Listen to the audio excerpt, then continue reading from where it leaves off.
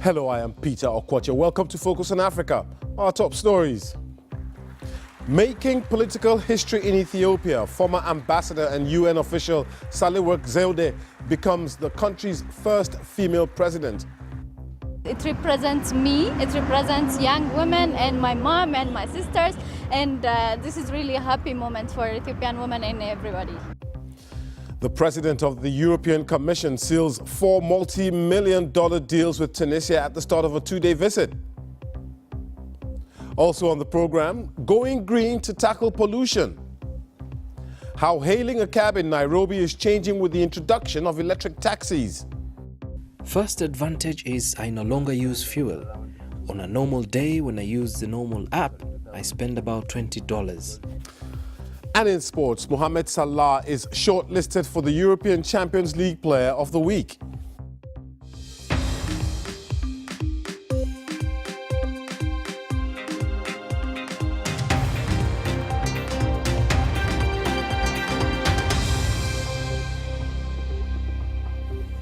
Thanks for joining us here on Focus on Africa from BBC World News. Ethiopia has its first ever female president. Sahle-Work Zewde was chosen unanimously by parliament following the abrupt resignation of Mulatu Teshome Werto. She has previously served as Ethiopia's ambassador to Senegal and France in a diplomatic career spanning more than 3 decades. So what do we know about her? Well, she brings that huge diplomatic experience to the role. She was appointed head of the United Nations office to the African Union last July and has also held a number of UN positions, including head of peace building in the Central African Republic. The appointment makes Ms. Work Zewde the only serving female president on the continent. Previous leaders have included the likes of Joyce Banda and Ellen Johnson Sirleaf. And she had a message for Parliament today telling her colleagues that I urge you all to uphold our peace in the name of a mother who is the first to suffer from the absence of peace. Well, after being sworn in, Sahle-Work promised to work hard to make gender equality a reality in Ethiopia. My colleague Kikaden Yeptal has more from Ethiopia's capital, Addis Ababa. Lawmakers gathered here in the parliamentary building behind me earlier today to elect a new president following the resignation of Mulatu Teshome, who was the president of the country since 2013. Sahle-Work Zewde, a seasoned diplomat, was elected unanimously by the lawmakers to be the next head of state. She is the first woman president in the country's history. The position of the presidency is largely a ceremonial one, but the significance of a woman head of state cannot be overstated. I got really excited about what happened, and it represents me, it represents young women and my mom and my sisters, and this is really a happy moment for Ethiopian women and everybody. She said in her speech this morning that she will be fighting for women's cause, and we take it at that. And I think she'll be effective. It's not only symbolic, yes, it's not only symbolic, but she'll be as influential as well. The news of her appointment comes a week after Prime Minister Abiy Ahmed introduced a new cabinet in which half the ministerial positions were taken by women.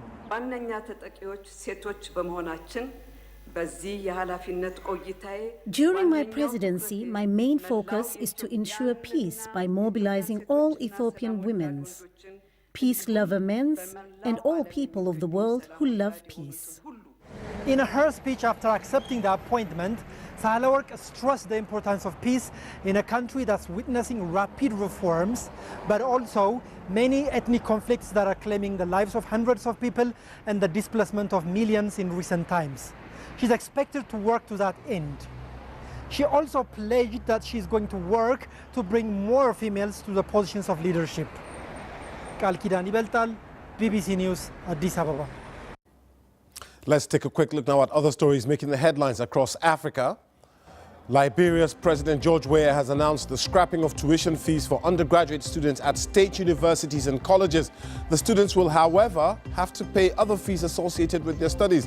Mr. Weah said that as president, the least he could do is to give Liberian students an education. He did not clarify, however, how this scheme would be implemented.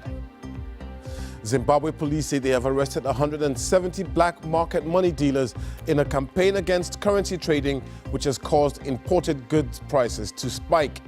This comes days after the central bank suspended 4 top directors alleged to have been involved in black market trading. South Sudan's President Salva Kiir says he has nothing to fear if he were to be charged with crimes against humanity for atrocities allegedly carried out by his troops during the country's civil war. Speaking to a Kenyan TV station, Mr. Kiir said he had done nothing wrong. That's despite accusations from the UN that his officials may be responsible for the mass murder and rape of civilians and the recruitment of child soldiers. Now, lately in the news, it seems as if the only topic of discussion between African leaders and European Union is illegal migration. Well, the president of the European Commission, Jean-Claude Juncker, has arrived in Tunisia on a 2-day visit today, but migration through the Mediterranean is not exactly top of his agenda. Instead, he says he wants to show that there are other issues that are important to the partnership of both continents. Rana Jawad reports from Tunis. This is increasingly what Europe wants to be seen as doing in Africa. High-level state visits and signing deals to help strengthen local institutions, encourage reform, and talk about a new kind of relationship.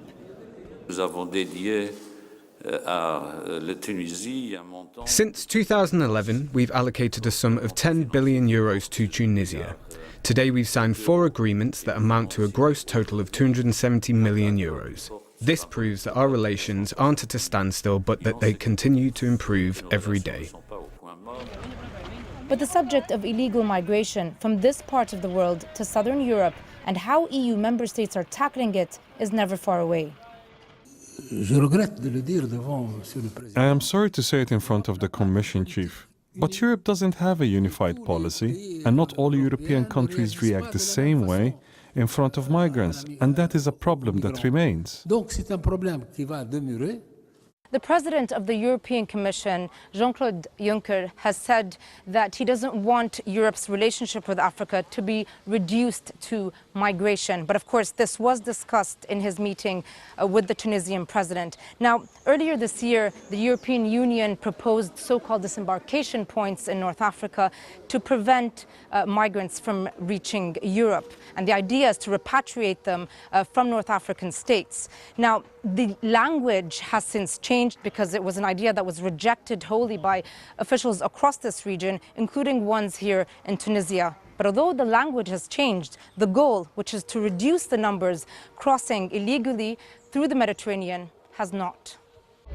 Tunisians and other African countries have long been telling Europe to address the root causes of illegal migration. Tunisia is not only one of the region's fronts in the EU's battle with the rise of extremist groups and ongoing attempts to reduce illegal migration, but it's also seen as a rare post-revolution success story compared to neighboring Libya. Although the rhetoric from senior European officials like Mr. Juncker is shifting, Europe's controversial policies in the Mediterranean don't quite match their words. Rana Jawad, BBC News, Tunis. To Burundi now, where several key players from the government failed to turn up for a final round of peace talks to end a political crisis in the country. The talks in the Tanzanian town of Arusha are meant to heal the deep divisions that emerged after President Pierre Nkurunziza stood for a controversial 3rd term in 2015. A crackdown on opposition protests led to more than 1,000 people being killed and hundreds of thousands were displaced. There was a failed coup attempt in the same year. Well, Florentine Quizera from our Great Lakes service joins me now in the studio. Florentine, why are these talks not happening? The talks are happening, Peter. The discussion is going on, but with one side of the stakeholders. The opposition is in Arusha, but the government and its allies didn't attend. So the opposition are then talking amongst themselves. Why isn't the government taking part? The spokesperson of the Burundian government told me that they have requested the facilitation to postpone this round of negotiation to November. They had also requested some information beforehand, which was not provided. Hence, they decided not to go. but the facilitator decided that the discussion should go ahead without the government. Is this some kind of underhand tactic by the government, you know, to keep delaying these talks? And what do they stand to gain from that? The facilitator said that they couldn't delay any further this discussion because they have been postponed several times with the request of the government.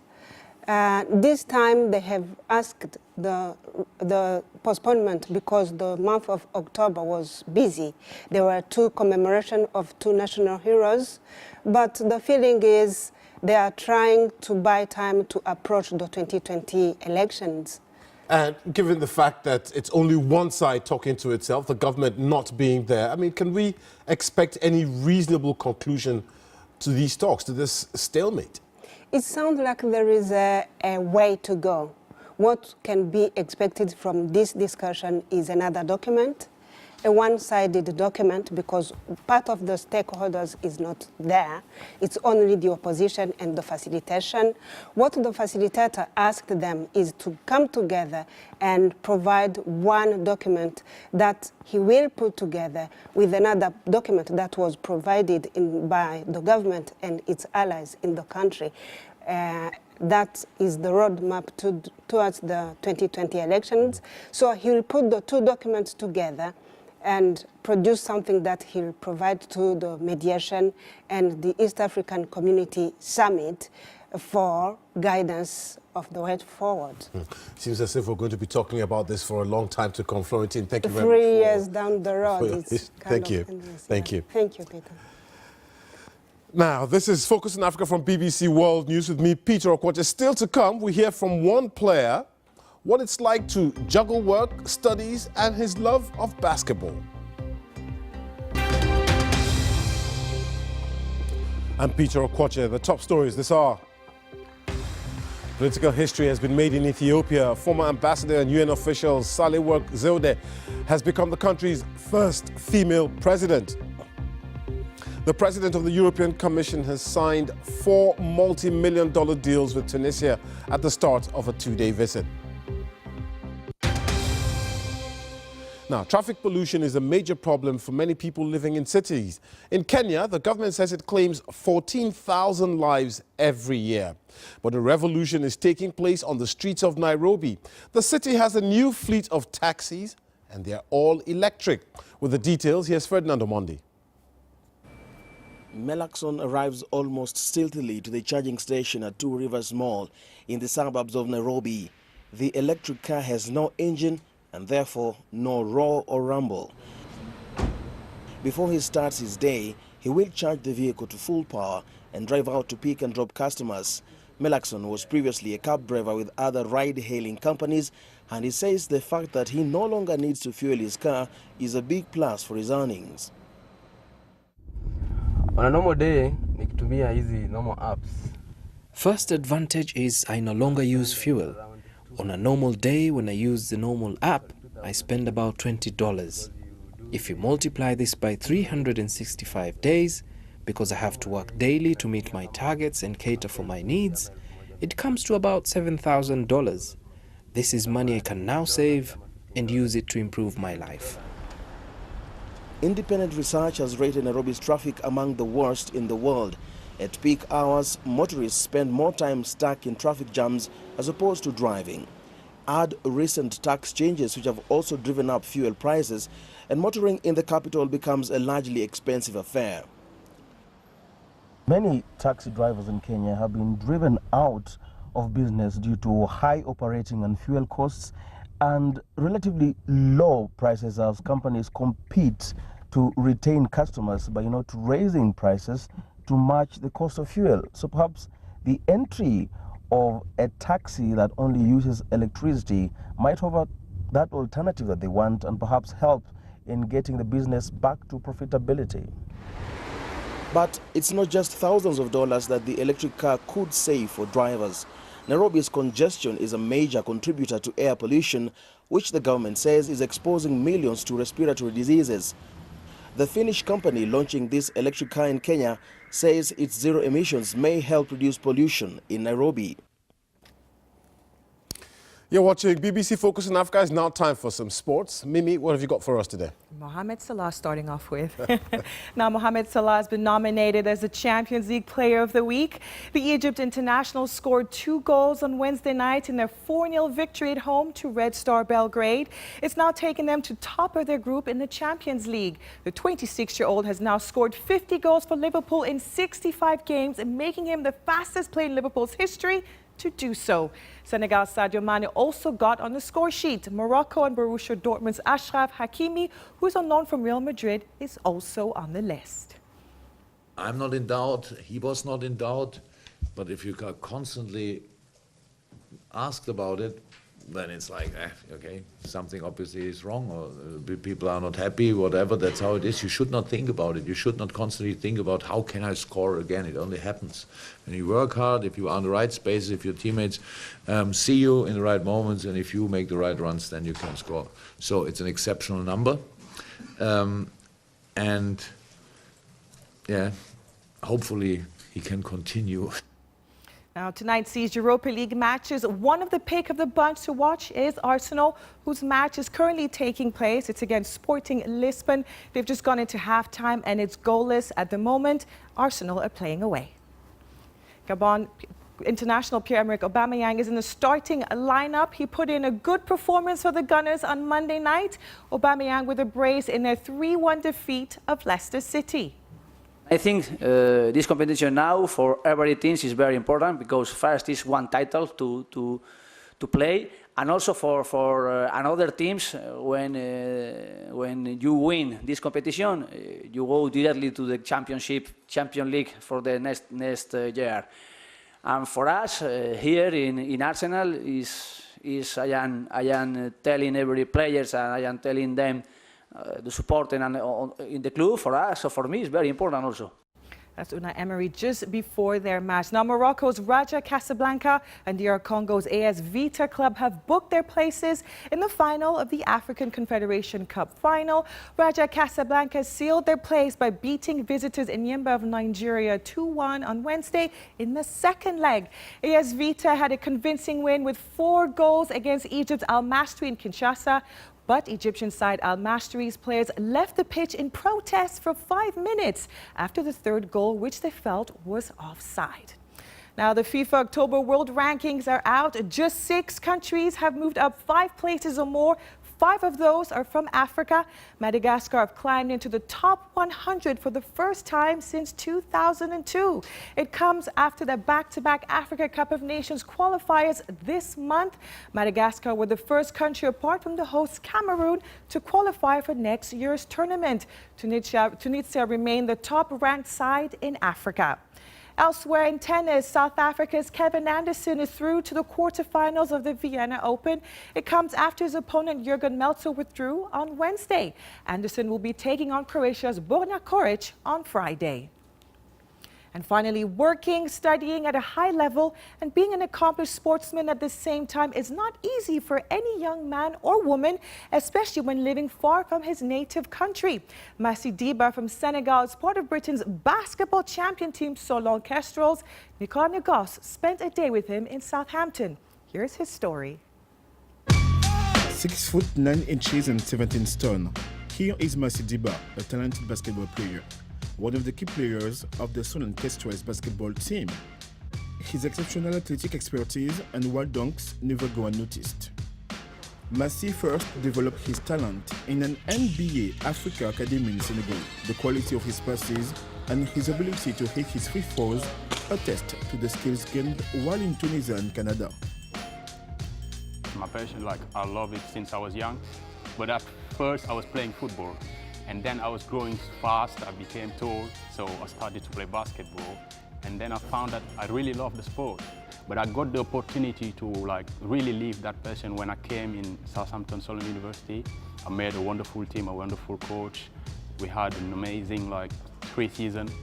The young man was selected from 180 candidates to be part of the Solon Kestrels 3 years ago. This experience with the team has shaped his life. I would say it's a great talent, it's a great personality and a great character. It shows the amount of determination and effort he puts into his work, how much serious he takes it. and the level of intensity that is required to actually perform both academically and as a sportsman as well. One of the main reasons and the main motivation that pushed me to go hard and always trying to be the best in whatever I do is the fact that I want to show to everybody that young Africans, young Senegalese, we have potential, we have knowledge, we are capable of doing great things. To become the best, Massy has always had to live many lives together. Full-time basketball player, passionate about bodybuilding and football, also holding a black belt in karate, he organizes his schedule between sports, studies, and a part-time job. With a degree in maritime business, the young Senegalese has just been awarded Best International Student at Southampton Solent University. The most important things that attract me in that sector is the fact that there is always a challenge you have to try to outcome. And me being a sportsman, I'm very competitive. I always want to go against challenge and try to find solutions and sort them out. He's actually the first student we've ever had from Senegal, and he brought quite a lot of presence to the class. His experience, his character, we've really benefited from having that within our classroom. After a busy day of sports, work and studies, here is Massy Diba talking about his achievements with his Gambian friends. The Senegalese young man is hoping to become an inspiration for young Africans. I can still do a pretty good layup. Back to you, Peter. That's all you say. Thank you very much. Now, in the Democratic Republic of Congo, fans of rap and hip-hop are staging an attack on rumba, accusing its aging stars of singing only of love and the established order. The DRC's growing army of rappers say they are creating music laced with gritty social realism, which is causing a stir as this large and unstable nation heads towards a presidential election. Victoria Owahunda has more.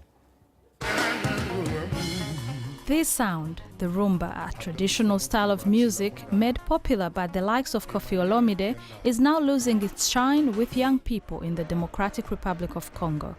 They are now turning to rap and hip-hop, and this music is booming, and the up-and-coming artists are quickly becoming the new cultural leaders in a country rocked by political crisis. There are these new structures. There are people who are standing up, who are determined to fight, to say, yes, we can create urban music here in the Congo.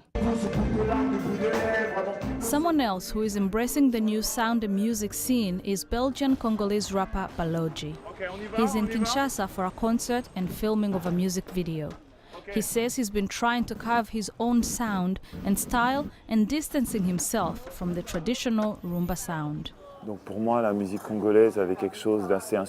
For me, Congolese music is something that is unbearable. It is music you have to listen to because you don't have a choice. At weddings, at parties, I am very far away from it. Just like Uganda's Bobi Wine, opposition candidate Lexus Legal has made the transition from music to politics. We are not just going to do what the president wants, or the opposition for that matter. That's not going to happen. We can't keep quiet. It's up to us to speak out. We have got the power. These artists say they are making music which tackles social issues that face the young population, often leading to government censorship. But despite these efforts to clamp down on this music, its popularity persists among a generation that is determined to see cultural and political change, one rap song at a time. Victoria Uwahunda, BBC News. Rumba versus hip-hop. Well, I know where I stand, and you'd be surprised. Don't forget that you can reach me on Twitter. I'm at Okwoche. But for tonight, that's it from Focus on Africa. From me, Peter Okwoche, and the rest of the team. Thanks for watching. Goodbye.